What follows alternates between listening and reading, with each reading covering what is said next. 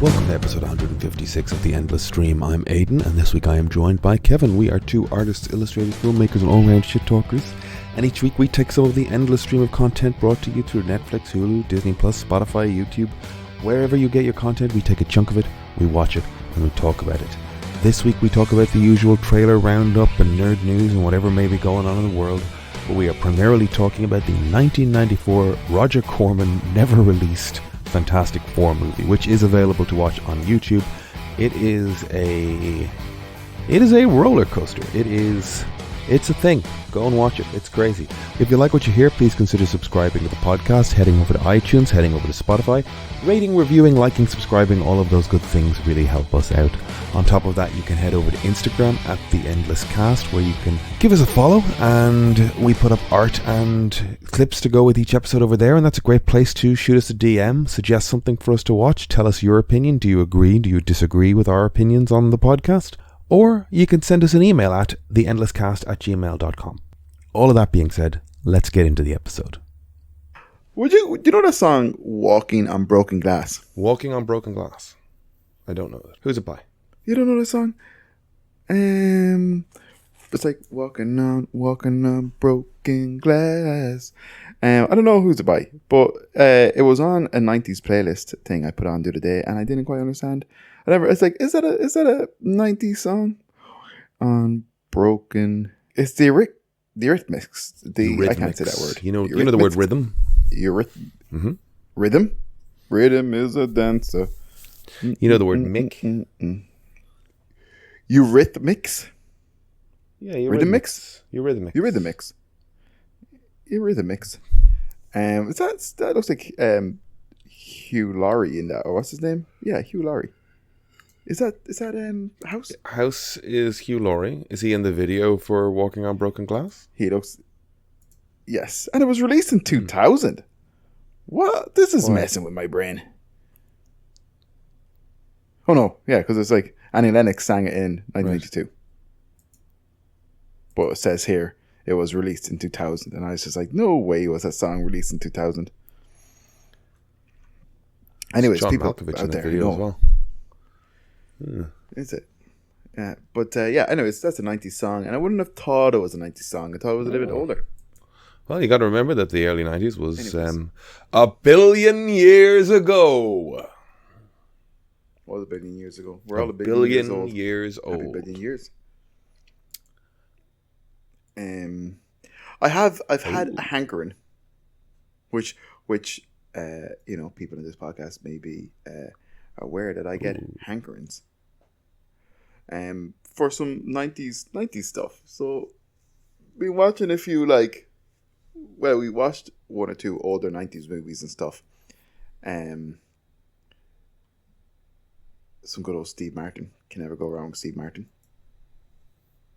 I watched The Deep End of the Ocean with Michelle Pfeiffer. Okay, we're gonna slowly go through the things because you've got you tend to drop a list of things that you've consumed and we don't examine them. So let's.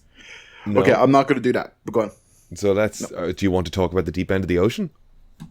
Okay. No, because I've never heard of The Deep End of the Ocean.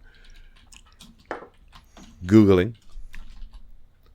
A 1999 film, The Deep End of the Ocean. Beth and her husband Pat are devastated when their son mysteriously disappears during Beth's school reunion. However, their lives change when a familiar-looking boy turns up to their house. 9 years later. Was it? It's got Whoopi Goldberg. Whoopi's great in it. It's just so 90s. How did you land on The Deep End of the Ocean as something to watch? I think just Emer and I was perusing through Netflix, and it had come up once or twice. So we were just read the synopsis, drama, kind of thriller thing, but more drama-ish. But why not? Sometimes I like to deviate away from ninjas and explosions and dragons. Emer chose the movie. No, I chose it. She probably chose it. But no, she probably did. But I liked it. It was good fun. Well, not good fun. Harrowing experience. It's like it's like it's an enjoyable movie, but it's also just comforting because it's very like 90s, and it's like this is just nostalgic buzz for the aesthetics, so it's like They lost their kind of son, but nice. they're not. You look at the cell phones they're using. Yes, and then look how how their hair is cut. The kid has a step. Great, but yeah, no, it's good. It's but to be honest, it's actually ridiculous. It gets a bit weird and wild, but it's grand. But it's not. It's like there's parts of it that are funny that aren't meant to be funny. Yep. Like kind of, I could get into spoilers. It's They were making it's fun a of the fact that they were 1999 well movie. past the No one's Firefly gonna go off and era watch it. in the middle of Castle. Yeah, I know. Are they? Firefly. Well, is I good, mean, though, if you've listeners not of the watched it. podcast, if you go and watch the Deep End of the Firefly Ocean, please let us know. is Please fun. let us know what you thought about it. It's I won't. 12, I won't 18 be going to watch episodes. the Deep I End of like the it. Ocean. Firefly's fine. People I've got got things that Firefly, I want to watch. but people are getting hung up on the possibility of what I Firefly think, could have don't been I? over I do. time. I'm sure I do. But I it would be I like recently going downloaded back 6 doing seasons like of Nathan season 4 of Fillion's Arrested The Development. Rookie. Oh, I know. Yeah, It's not going to be what you think I- it is. It's not going to be Oh, magic. But I yeah, absolutely anything with Nathan This is the Fillion thing. don't give a I shit saw if a they little make clip of it, and I was like, or if they "Do you never know make it. what? Like I couldn't give a shit. Fillion. Couldn't give a shit. You know, I But I love Firefly. Firefly's fun. Nice, Like comfortable procedural television. I actually probably And don't want more. I Stop didn't making more of the really things I want love. to watch it while it was airing. Just leave them. There's Leave them 6 be. seasons of it. We've had enough. They're already dead. They're dead. We've had enough. They're We're dead. done. They're dead. Let's just talk about the things we 20 like. Yeah. episodes of him being Let us just talk about the things. wisecracking Jewish Let's cop just, in- if you in want his it, and if you want the experience, I think, go rewatch it. That's just going to be a bit of a loss. I was suggested to somebody the other day that it's kind of lucky where we are in terms of the history of cinema, in that as film nerds, we've got about 100 years worth of film to look at. Because how fucking annoying would it be if we were 100 years from now and we had like 200 years of film to look at? That's too many It's films. it's We'd too never many see them. films. We'd never see them. You would never know. Oh, jeez, that's too many films awaiting. You're after scare me there now. Yeah. Yeah. I mean, think about the number of published books there've been in history. There's no way we're going to read them all. Yeah, thank God there's only like, 100 years of films. So that's probably what, like, And you only really give a shit May- about the ones from the 70s on, maybe right? 60 movies a year. That you want to bother watching, yeah, I suppose. Yeah. There's a guy on Framed. Not Framed. There's a guy on TikTok? Letterboxd. Oh, Letterboxd. That he's like the one guy I followed because I saw like an You article follow on him? sure, and he just like he used the Letterboxd's chronological function, Oh, yeah. so you can just go to the 1910s and there's a list of all the films released that year, or at least whatever. I don't know if it's I don't know to what degree it's comprehensive, but basically he's just working his way through cinema. Say, Just working his way through cinema from the beginning. And it's funny watching his like reviews come in because a lot of them are pretty low because they were shit. shit. Yeah. Yeah. Yeah. Like, Like- it's not that they were shit. It's just No. that, like there's a lot of like figuring out. I was just going to say, storytelling. we He had currently to. has 18,000 reviews in. Oh, wow. I'm like, he's doing God's work in my eyes. Like the top of his thing says 1952, here we go. Oh, my God. God bless him. God's work, though. God's work. But that's the thing, though. You kind of like, even like, say, like with comics and stuff, like, yeah, as much as like kind of some of those initial comic books were super informative and, kind of paved the way or super influential and all that kind of stuff, they're dog shit. Because they didn't know what to do. Yeah, we're learning as we go. The minute, like, we talked about before the idea that, like, the first time somebody looked off screen and the camera cut to Yeah. it, and we see what the person's seeing, that was a piece of cinema language that people had to sort of parse, Yes, yeah. comprehend, and go, I understand what you're trying to get across in this Yes, moment, and as opposed to everything just being presented on screen like it's on a stage. yeah. Go watch Deep End of the Ocean. Go watch Deep End of the Ocean, or don't. It's one of probably 60 movies that came out that year that were semi decent. Yeah. 1999 got The Matrix or The Deep End of the Deep Ocean. End of the Ocean, yeah. Both good movies in my eyes, to be honest. And you know what? Would I Let's see what films came out in I'd 1999. probably watch. I think Blade came out in 1999, was it, or was Blade 98? I thought Highest grossing film: Star Wars Episode 1: The Phantom No. Menace, The Sixth Sense, yes, Toy Story 2, yes, The Matrix, yes. Disney's Tarzan, I saw it in the cinema. It was good. It was okay. The Mummy, Oh yeah, I fucking love the movie. Notting Hill, The World Is Not Enough, No, American Beauty, no. Austin Powers: The Spy Who Shagged Me. Yeah, like at the time, because I didn't have the sense of humor, but I still like those films. Me dumb. me dumb. I know. I haven't watched an Austin Powers movie in ages, and I loved him when I was younger. But I still like that kind of comedy. you I do. probably get. Yeah, Yeah, you of course. Look, it's me. I'm Yeah, you do, I'm buddy.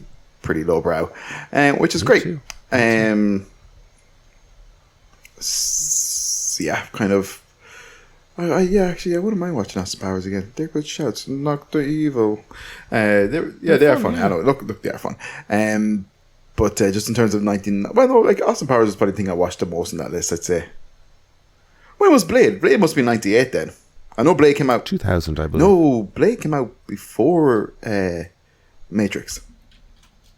Did it?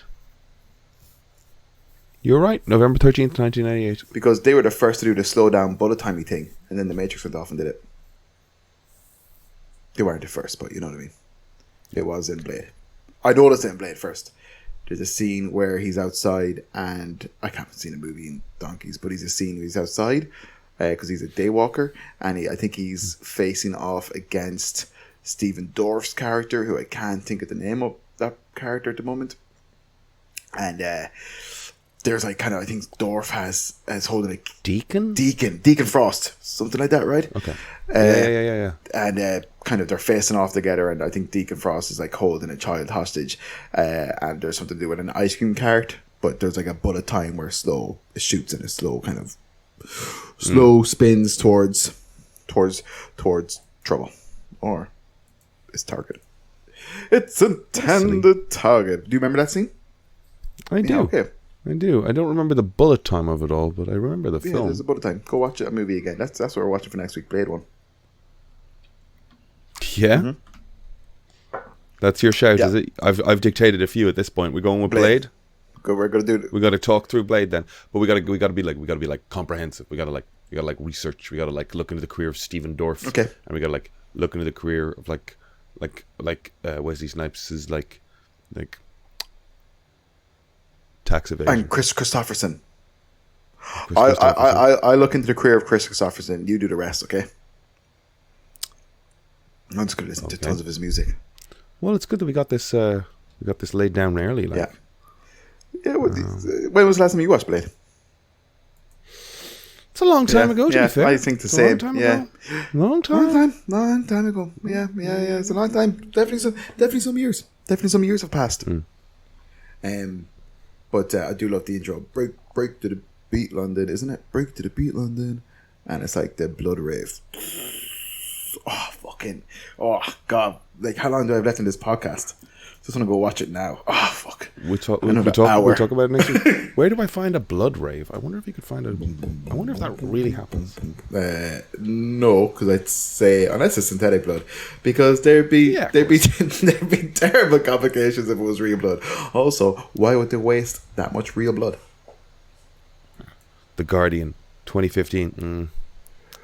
Break, I want it break to now. the beat, London. Break, Blade Rave, the club night where blood rains from the ceiling. Blade rave. Can't it just rain blood? Nice. Let's go. Oh, and they had they have actors on stage doing a blade fight. That's so that's funny. great. That's good fun. That's a good idea. That's a great idea. class. What food do you think they should sell at that event? Well, I mean, there's just got to be shots in test tubes, right? Bloody in shots. test tubes. Maybe stuff like black pudding. Hot. Whole blood based snacks. Exactly. Jesus Christ. Black pudding burger. A black pudding burger. Bloodworth sausage instead of, I don't know. Tampon shaped lollipops. Yep. Oh God, that's gross. A Milky Moo just dipped in Tabasco sauce. Remember Milky Moose? They were great. Yeah. But that would be fun. I like the way they choreographed the fight scene in the sense on stage. That's a fun idea. So yeah, I'm looking forward to watching Wesley Snipes. Anything else this week, Aidan, that you've seen or consumed, or before we get into the 90s movie that we watched? Yeah, I mean, I think there's stuff that we can like. I mean, there's stuff to talk about. Like, I like a little chit chat. I like a little chit chat. I like a little chit chat. I mean, okay, I'm gonna pull up some trailers that were released. Venom 3. Yes. Are you excited for Venom Absolutely 3? not.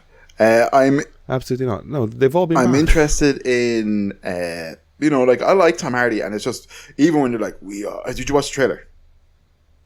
Yeah. And when they're like, we are Venom, we are. It's just like, oh, like. They should. Yeah, they should. Yeah. And even at like one stage, like, it's just like, why did it make it so Looney Tunesy? Why? I don't understand. I don't understand it at all. Why has Tom Hardy done 3 of these movies? The guy who's going to be in it, I can't think of his name. I would have known him initially from This Is England, I think. Graham. Oh yes, Stephen Graham. Like another great actor. Like, these movies have never been short of fantastic actors. Like, you watch Venom 1, and yeah. The lead villain in Venom 1, played by Riz Ahmed. And Riz Ahmed is in a fantastic TV show, and I don't know if you've seen it, and I super, super highly recommend it. He's in a great TV show called The Night Of. It's the first thing I would have seen him in or acknowledged him in. The Night Of. Right. It's a mini-series. You could imagine The Night Of, what it alludes to. And it's starring Riz Ahmed and John Turturro. And we all know John Turturro is also a fantastic actor. And when he picks a good project. Yeah, poor old Michael Kenneth Williams was in it also. Do you know Michael Kenneth Williams? He was he was the guy in The Wire. Omar. Yeah, sorry. But yes, the Night Of is fantastic. Super, super recommended. Anybody listening, Aidan, watch it. It's brilliant. But like the first one had Riz Ahmed in it, and like he's a great actor, like these movies aren't short of talent. Stephen Graham he's obviously going to be some variation of a Venom now, I did see someone kind of saying like that they think like the trailer's full of bullshit stuff, in the sense of like red herring. What, you think it's misleads? That's what. Well, I don't have any opinion on this, pal. It's just I've seen on like online chatter, as it's called, where people are saying that like they kind of just think it's like some stuff has been CGI'd out, CGI'd in. That like kind of like, why would the Venoms be, why would these things be, all these Venom symbiotes coming to Earth, then none of them be other Venom characters? But obviously that stuff is coming in it, Stephen Graham's going to become a Venom. Like, they're all going to become Venoms. Yeah, them saying, there's him saying, or my planet has found us, or whatever, my people have found us. Like, that's not just going to be whatever those xenomorph things are. Yeah, like I did see xenophage or something. Is the that's it. Other animals that consume symbiotes, I guess, or the creatures that consume symbiotes. It's not going to be just that. But like the thing is this, like, look.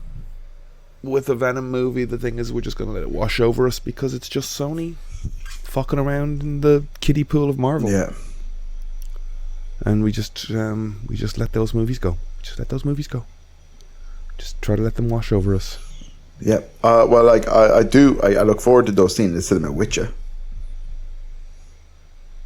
Oh, we're going to go see Venom. Man, why not? Maybe. When is it out, actually? Yeah. That's the one that you're going to be like, let's go see this. I don't know if there's any other films I haven't seen in cinema, to be honest. Oh, Deadpool and Wolverine.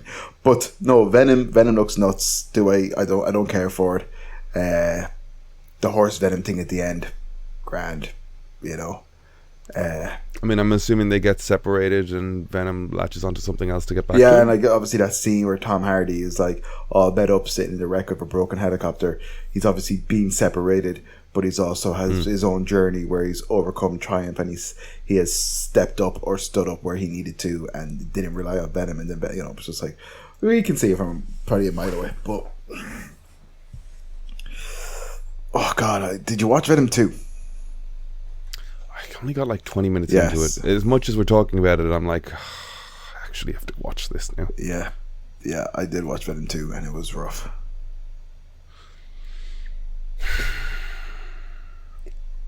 I wish they'd stop. I wish they stopped. I wish they'd I stop. wish they'd all stop. Other trailers, Moana 2, little teaser trailer for Moana 2. Do I kind of like I loved Moana. The first one is great. I just don't necessarily think things warrant sequels all the time, 100%. But Disney are specifically saying that they're doubling down on their trailers, or their sequels, which is so fucking funny. They're doubling down as in Because making it's more. so wrong, yeah. So obviously the mindset is that the investment they've put into new IP on Disney Plus, is that what it's called? Disney Stream, Yeah, Disney Plus, isn't it? Yeah. has not done well for them. And what they've decided then is that they're going to double down on the sequels to the things that they know are profitable.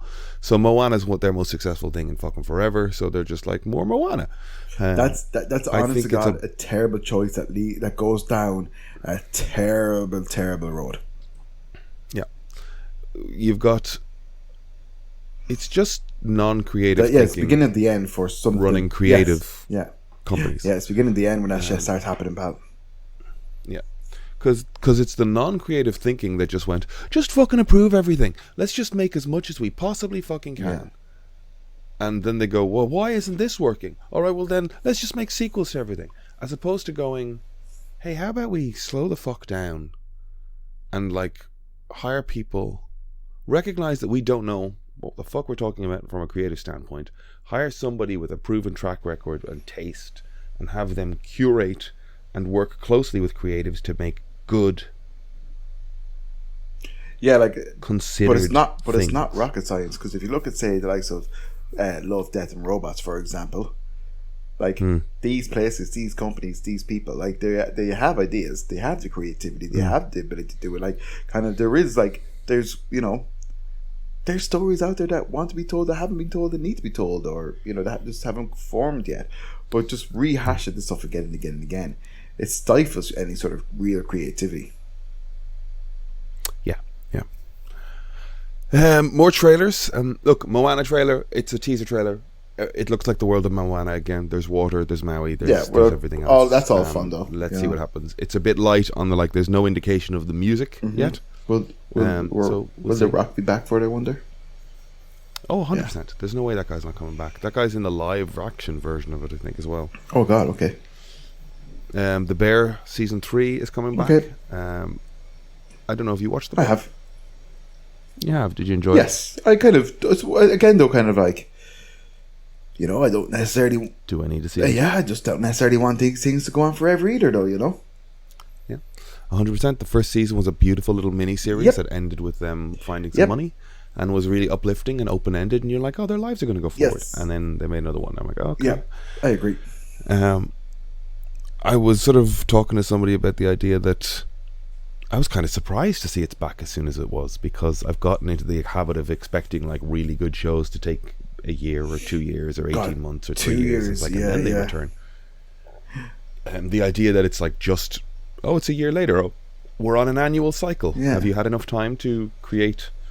And that is prestige television conditioning me to be a little more patient, because like before that, I guess, every year there'd be a new season of whatever show and it would be 24 episodes, and you just expected that. But here, where I think this is good and it's something I like, my brain is like, this shouldn't be this quick.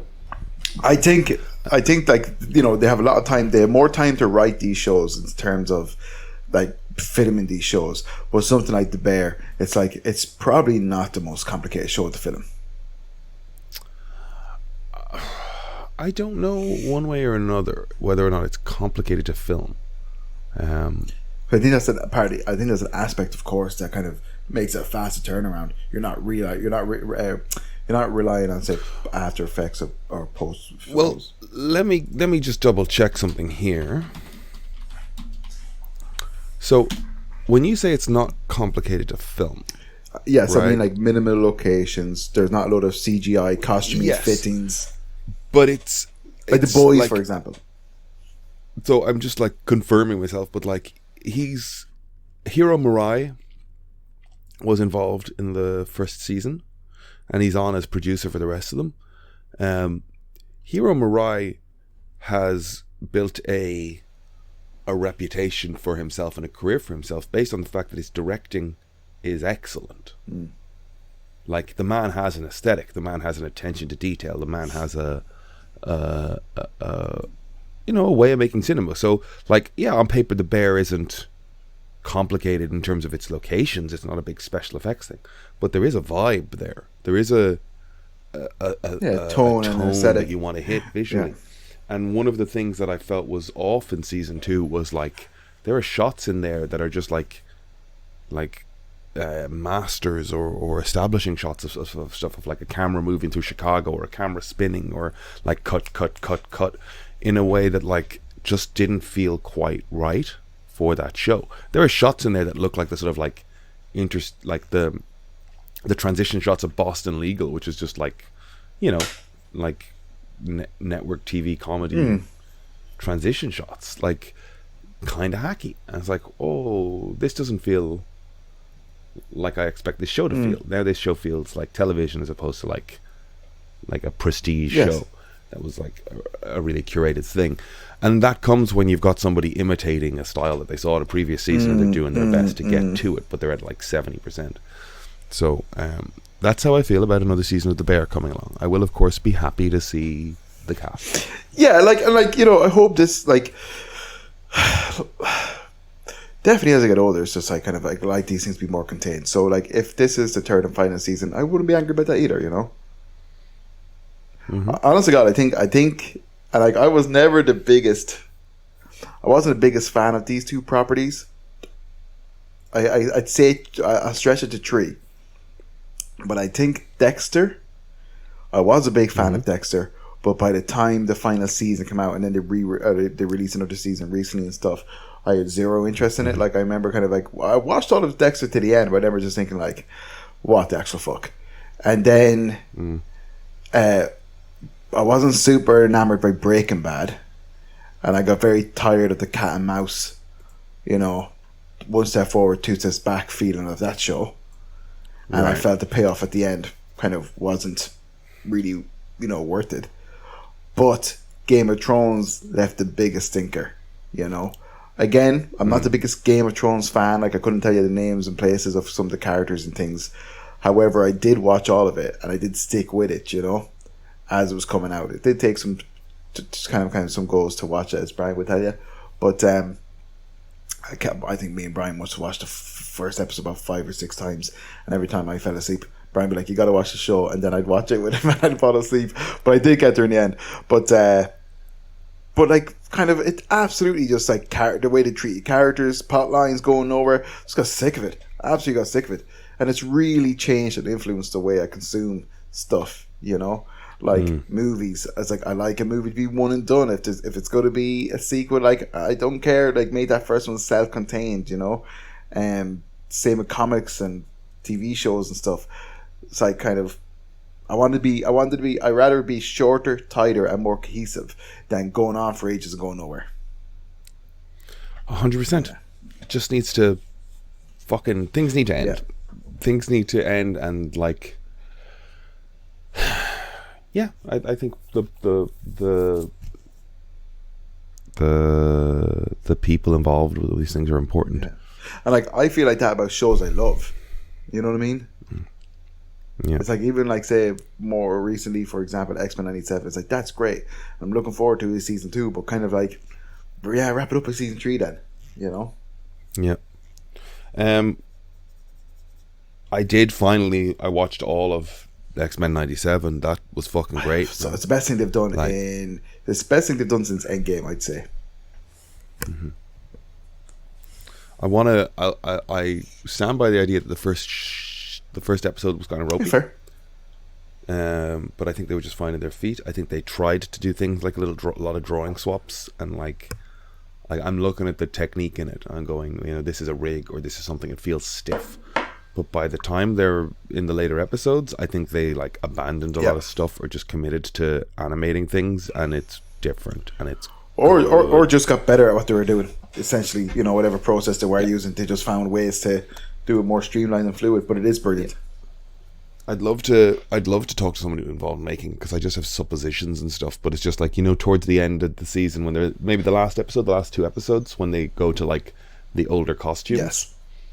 the Marvel Girl costume and the Gen 1 Cyclops costume, and Yeah. like how convenient when you're about to do a hell of a lot of complicated animation that suddenly you've got costumes that have a hell of a lot less detail. Yes, I know. Yeah. know?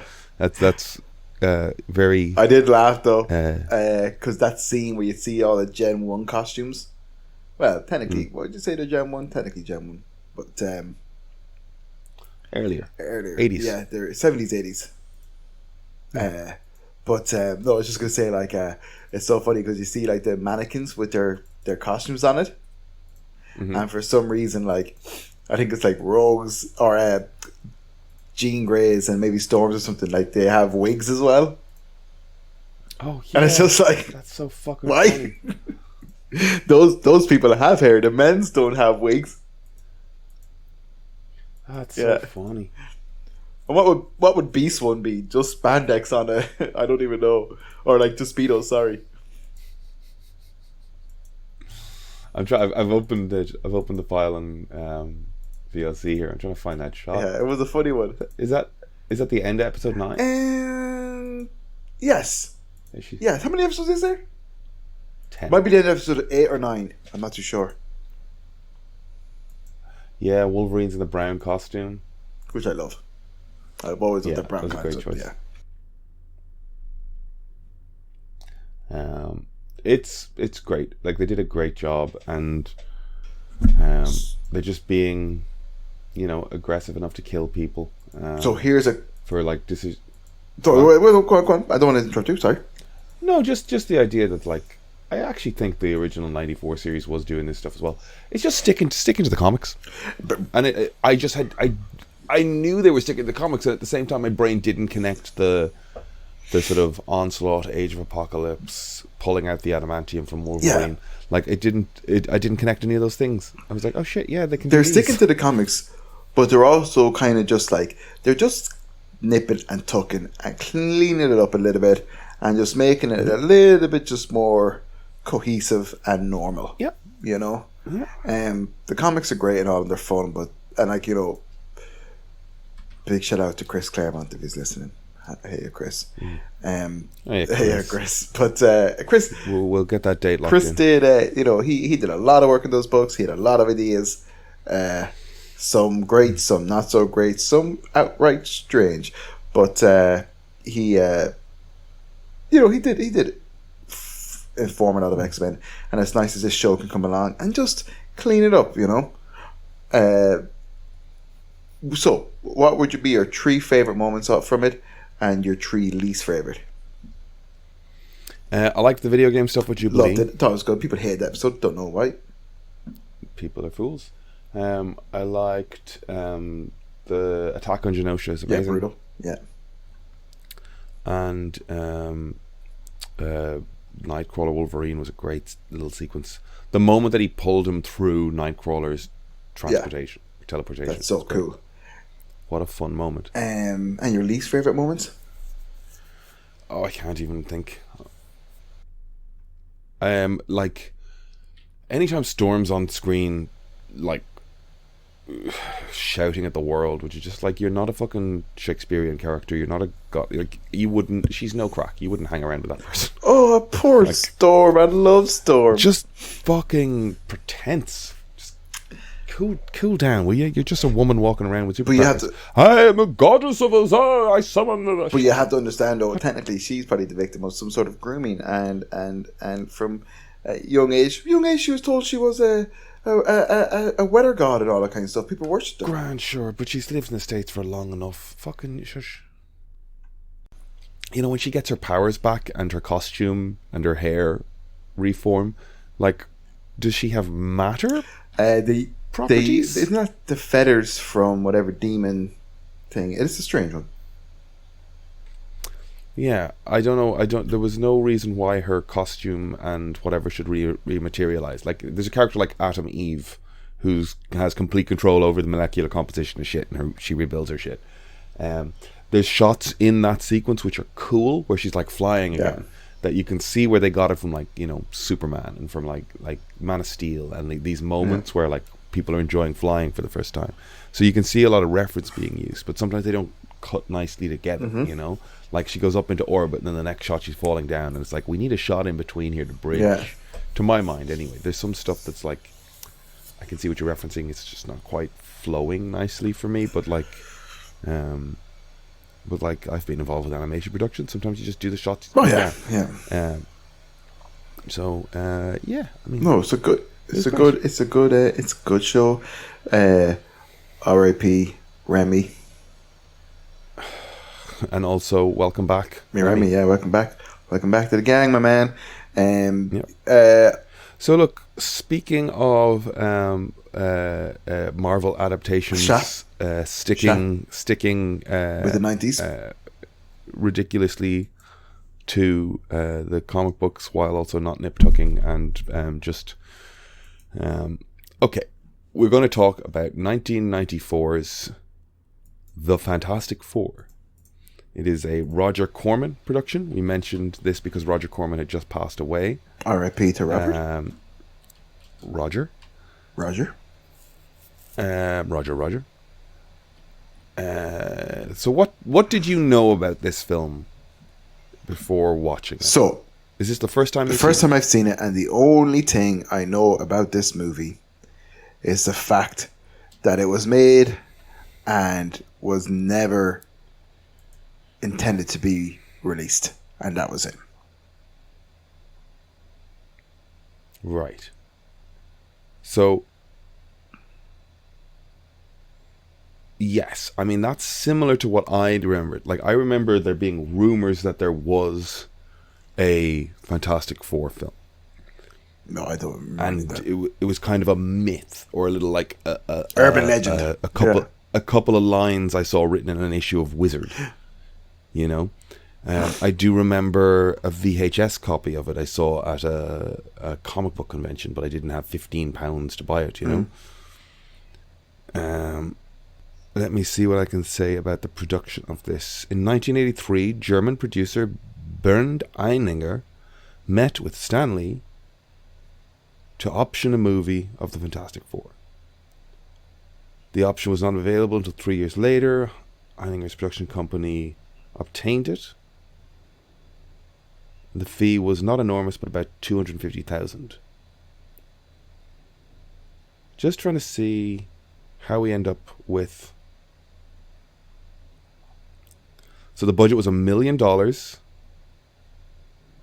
Eininger partnered with Roger Corman's production company.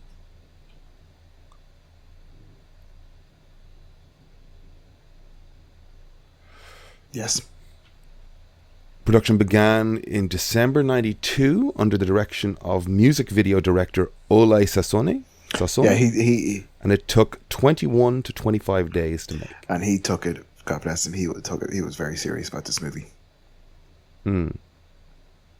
You go on. Well, he just kind of basically was shocked to learn that it was never like going to be released or intended to be released. You know, he worked very hard on this movie. Did you watch the documentary Doomed? I didn't know, so you've got more information. A little bit than more me, now. Yeah, I watched it a couple of weeks ago, but yeah. So like, you know, he got work out of it. Like he said, like kind of like people like basically like kind of like as he was devastated it wasn't released, and they all put a lot of work into it, and they try really hard. Now, kind of, he said it was all like not in vain. That kind of, he did get work out of it. You know, like kind of people that worked on it were just like, you were great to work with. That was a shitty thing that you were working on, but that's not your fault. I had this really good bit for you. And he went off and directed other bits and pieces, you know. But I was gonna say they did have their issues with it. They were kind of, in terms of the special effects, like this is after Jurassic Park. The special effects are horrendous, even for 1994. Like there's like, this is like Animorphs and bloody, what was that thing? There was that TV show where Alex Mack or something, and The Secret Life of Alex. yeah, Mack. she used to be able to liquefy herself and all that kind of stuff. Like all that stuff had better special effects than Fantastic Four. But apparently, with the Fantastic Four, I can't remember now exactly, but they had contacted somebody to do the special effects. That person took forever. They promised them they could do everything and make it look like this and do like blah blah. It was only one guy, I believe, and then he turned around and he gave them that stuff for the special effects, and they're heartbroken. Right. Yeah, I mean, okay. So the rumor on this, or the narrative on this that I have, is that it was a tax dodge, or it was a right. Yeah, it was. Yeah, that was it. And it's the same thing that we've seen with Sony, oddly enough, or Fox with Fantastic Four, which is like they made the Chris Pine films, and then they were trying to figure out what to do with it, or if they could do it again, because at that point superhero films were working. They were like, let's take another swing at this. We don't want to give up the rights to this. So they made the one with Miles Teller, which was a mess also. Which is worse, this or Miles Teller's one? I don't know. I do. This is painful. It is painful. But the Miles Teller one is wild to me. You know the way we watched The Reanimator during the Halloween season? Which is great. But also a mess, and also ropey, and also low budget. But at least it's fun, and at least everyone seems to be having fun, and they're going over the top with it, and it's kooky and energetic, and this is rough, hard. Like going. I think hard going. Johnny Storm is a 40-year-old man in a bleach blonde wig. Like, it's awful. Like some of these guys at the time were like kind of like some big actors auditioned for this stuff, man. I think Mark Ruffalo auditioned for a piece in this. You know what I mean? Like some big names kind of auditioned for stuff. And the guy who played Johnny Storm was kind of like on a path, you know. Jay Underwood. He was on a path at that time, you know, as a kid, but or certainly when he was younger, I think. But and the Doctor Doom, I think, is probably the worst of all of them. They obviously told Doctor Doom that we won't be able to see your face, so you'll have to like act with your hands, and it's just rogue. It's awful. So there are shots in this, and there's styling in this, and there's things going on where I'm just like, oh, we kind of are hitting like a Kirby-esque. Oh, so look. They used the original comic book as the storyboards. Right. They tried to stay as true as possible to the original Fantastic Four stuff. Like bordered by Kirby. And is the jeweler like a take on Mole Man? Mole Man's rights were tied up with another franchise, and they wanted to use him in the movie but couldn't. So they created this. Right. They created this the jeweler. The jeweler. Which I don't like. There's a scene in this movie where he's trying to take a crystal from a museum, and like he's an elderly man and he's a small man, and it's just kind of like, what sort of actual like laser defense system do you have? It's some rickety old man with his walking stick can kind of like, you know, outbest it. You know, it's ridiculous.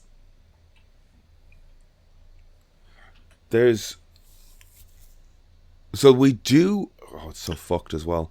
In the original comics, you'll have to tell me this, because I was looking at this in the movie, going, "What an odd thing to include in this, in even that day and age." Whether or not grown men in college knew 10 to 12-year-old girls and would wait until they were in their 20s to date and marry them. It's an odd choice to include it in the film, in the sort of opening scenes, that Reed lives in a boarding house where there's a young girl named Sue Storm who has a crush on him, and then cut to 10 years later and he starts dating her, right? Absolutely weird. So basically, I didn't like. I don't know what happened essentially, but I didn't realize that they had. I didn't realize that they like.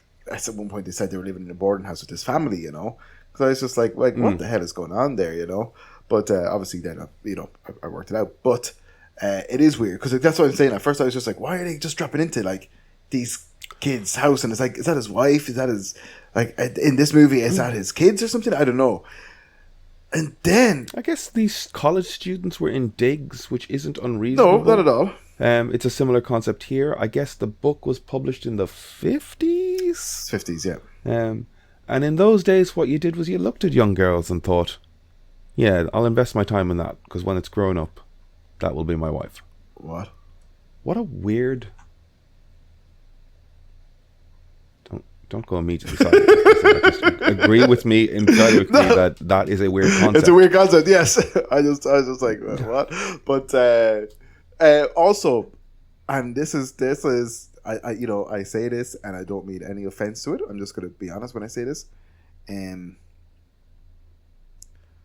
I like when they come to the conclusion, we're going a little before, but we'll get back to it. But when they come to the conclusion that they need extra pilots for the space test or whatever they want to do, they want to get to Colossus. When they do that, and Ben Grimm's idea is just like, let's ask like Johnny and Sue Storm. They know more about it than everybody else. I had missed that there was going to be 15 years later, or 10 years later. I'd missed a little kind of, I blinked. On-screen thing. And then it's just like, fucking Ben Grimm rocks up to this house, knocking on the door, going like, "Hey, Miller Peterson, can Sue and Johnny come to space with us?" And it's just like, what the fuck? Yep. Yeah. And the moment where the old lady Storm looks at them and goes, "Look at you, my Fantastic fantastic four." Yeah. I thought Ben Grimm had special needs in it. Fuck. I'd love to know what anyone was thinking as they were shooting this. Like, were they thinking this is a kids' film for 8 to 10-year-olds? Like, it plays like Power Rangers in places. Like, there's some goofy shit. Did they think this was a children's film? I don't know. Where'd you go? Can you hear me? Oh yeah. Yeah. I said I don't know. Absolutely bizarre, man. I don't know what the kind of the thought behind it was, and they just get their costumes straight away and stuff. And the costumes are so poorly made. God bless them. It's awful. Like, basically, you just watch this feeling mostly sorry for the crew who thought like this potentially could be a big break for them. It even like okay, let's see. Issue 1, The Fantastic Four. Like, it. You know when you see pictures of cosplay from the first Comic-Cons? Yes. And it's like clearly just, someone got a blue t-shirt and a bit of white handkerchief or something and stitched it on. Like, it feels... And you look at those things and go, that's adorable. Like, that's what it was. Like, the fact that cosplay has reached a point now where it's done using industrial quality materials and people are buying 3D printers. Like, that's kind of too much. But,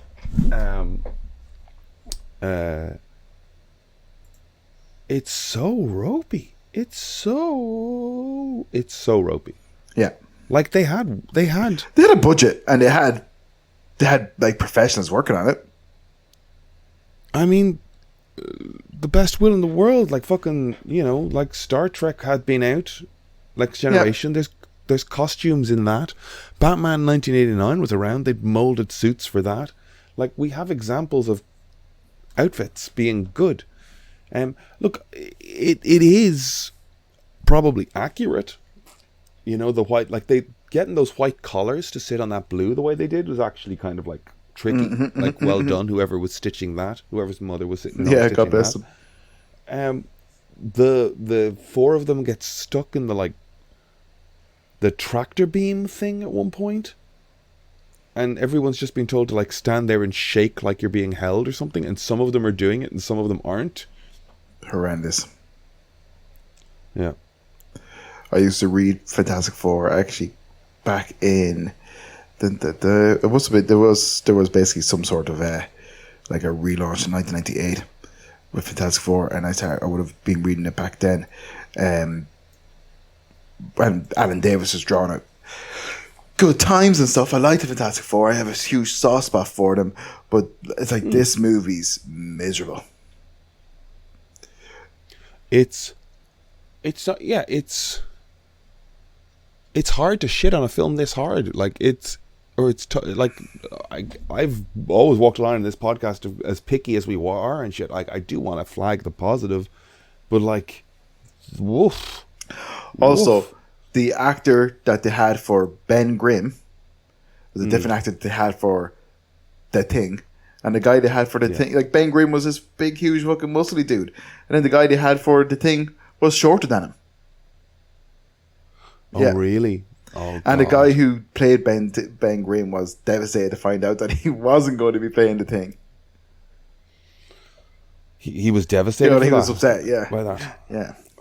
I mean, I think he probably dodged a bullet not being in the fucking suit for as long as he did for something that was ultimately so crap. There was no rehearsals before filming. Stan Lee visited this set, but did you see the video of Stan Lee afterwards? No.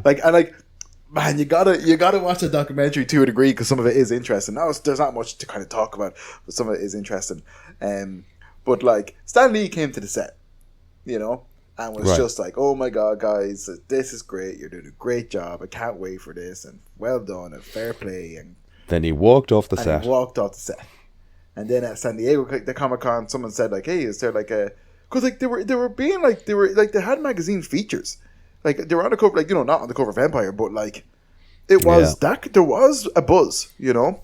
There was a buzz, yeah. It's in production. So what And happened? Sandy at a convention store afterwards, someone asked him about a Fantastic Four movie. He's just like, "Oh yeah, like I'm not really involved in that. I don't know too much about it." And I visited set, and like I have no expectations for that movie.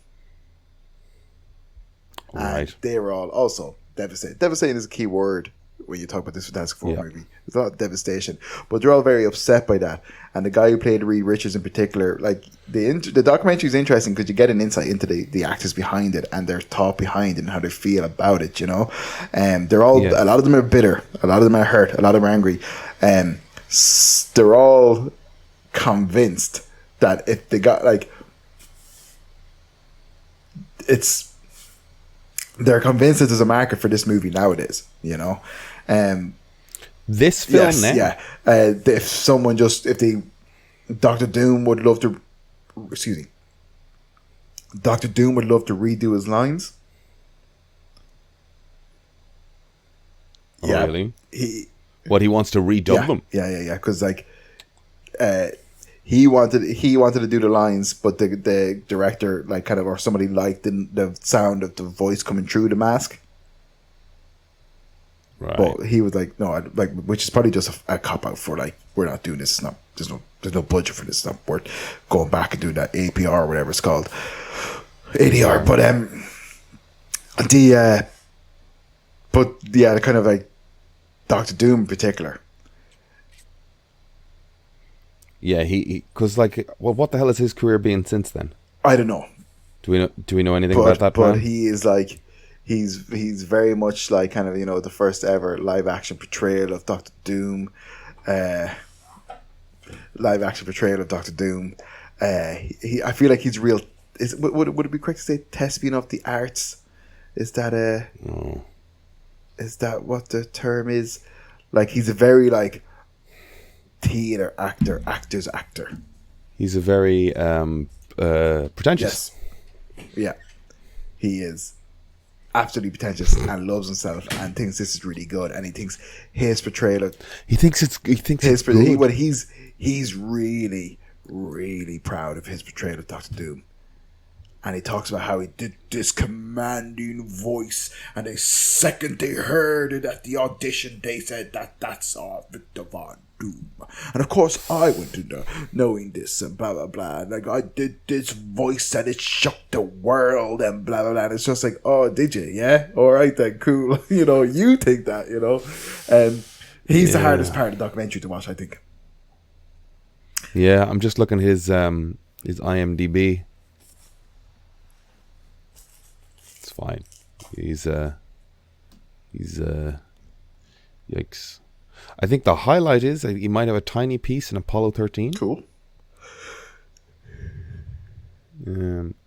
Yeah, look, it's a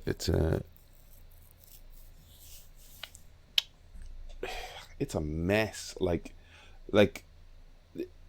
Stan Lee trying to get films made through the 70s, 80s, and 90s is a thing. Do you know what I mean? Like, he was optioning films left, right, and center, and was just trying to sell the idea that this would work. And good grief.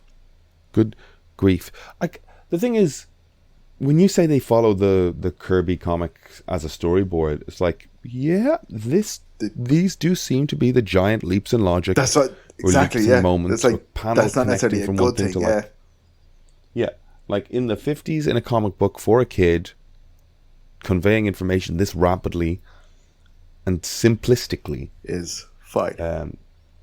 Fine. You know, like the idea that Dr. Doom somehow has a feed on the jewel in the Richards' lab that he can watch. Meanwhile, in Latveria, Dr. Doom could, like... And his burns don't even look that bad, and then he's like, he's dead. And it's just like, right. Yeah. It's...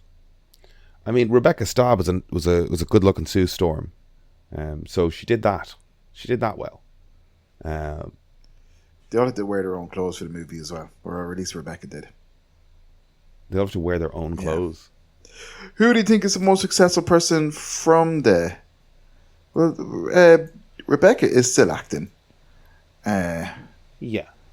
Well, if the film didn't get released. Yeah.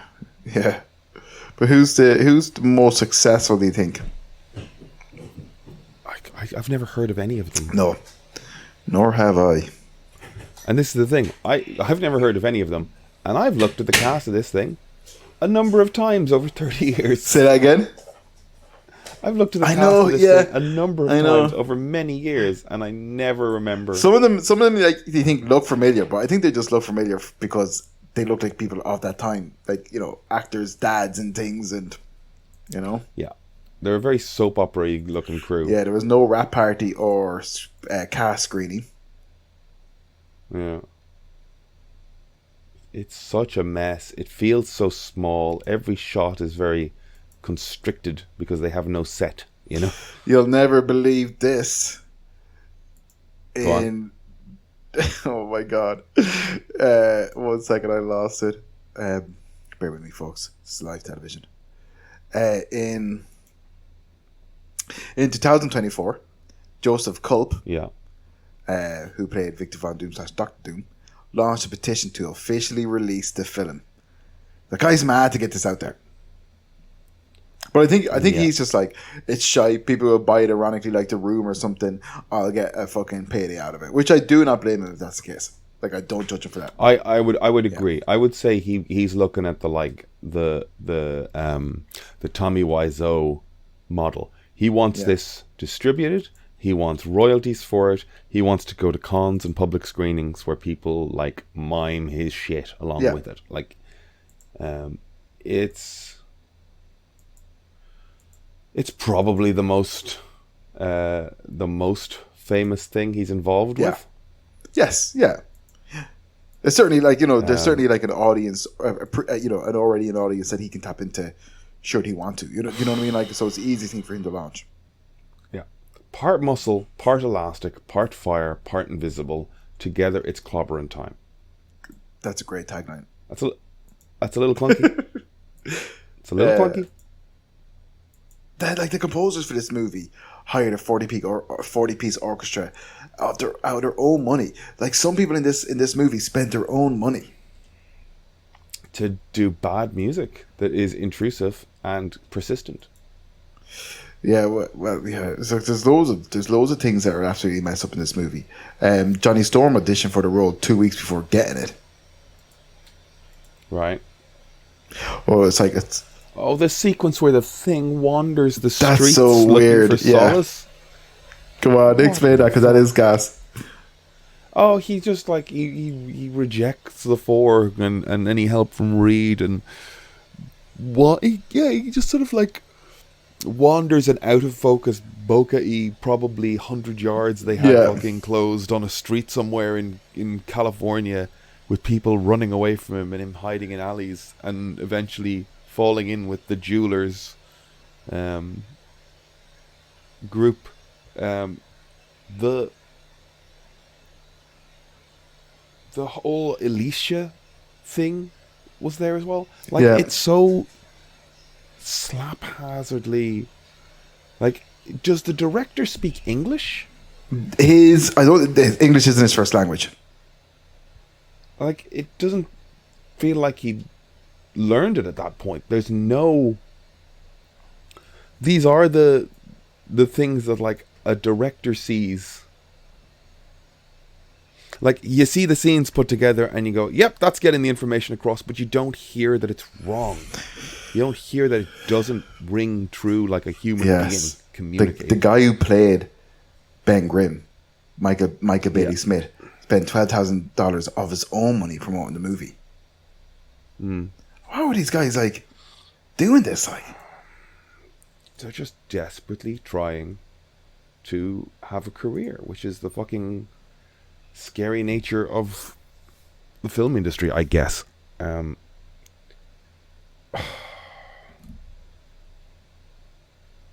don't know. I don't know what to say.